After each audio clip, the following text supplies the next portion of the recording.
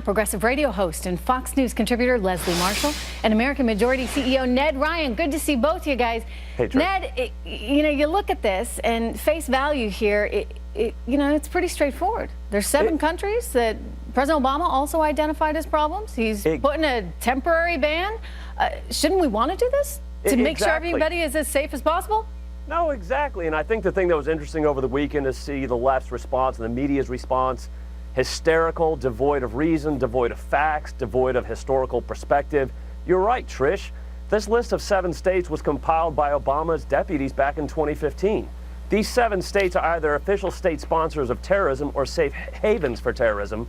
And the thing that I really want to make a point is this is not a ban on Muslims. 8 of the 10 largest countries with the largest Muslim populations are not banned. This is a common sense approach. And here's the thing, it's only 90 to 120 days, depending on whether it's a look at these countries or the refugees. This is a common sense approach. America first. Let's protect American citizens. I think the thing that's been interesting to see, Trish, with this response, again, devoid of fact and reason, kind of plays into Steve Bannon's hands when he made that comment in the New York Times that the press is playing the opposition party role. He says that, and then literally within 24 hours, here they go, playing the role of the opposition party. Okay, so the press does not like Donald Trump. The left does not like Donald Trump. Exactly. And anything that he does is going to get scrutinized in a way that, well, let's just say, held to a different standard than, say, Barack Obama would have been held to. But Leslie, as you look at all this and you see the hysterics and you see the protests and people freaking out and thinking that this is some kind of new America, what's your response?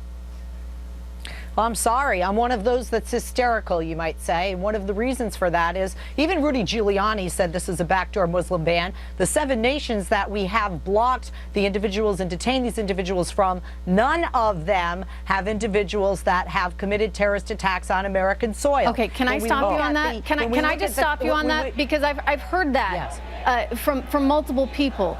And I got to tell you, you go overseas, Leslie, you look at what has happened in Europe, and you look at the hundreds of lives that have been lost as a result of these terrorists that have trained overseas in places like Syria, and they come back, whether to Belgium, whether to France, and they're launching these attacks. So to say, well, it's never happened, Leslie, it could. And shouldn't we be doing everything in our power to prevent it?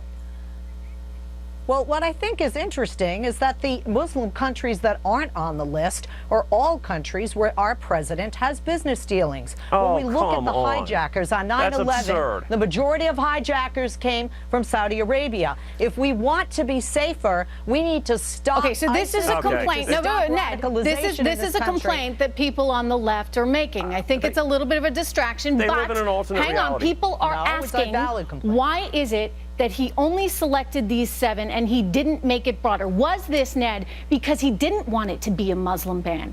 That he wanted to just segregate out these 7 countries, which Obama had already identified as known sponsors of terror that have no idea who's actually in their countries to begin with?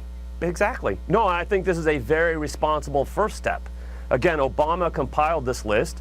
Trump basically, he just duplicated the list. I think it's a step in the right direction. Actually, Trish, to be honest, I don't think it went far enough, but it's a first step in the right direction. Well, I wonder if he's also putting all those other countries on notice saying, listen, you got to know who's there. Because if you don't, we're going to ban you as well, at least temporarily. Leslie and Ned, thank you so much. We are short on time, thanks to Mr. Spicer today, but we're going to take a quick break, and we're going to continue this conversation on the other side. I'll see you here.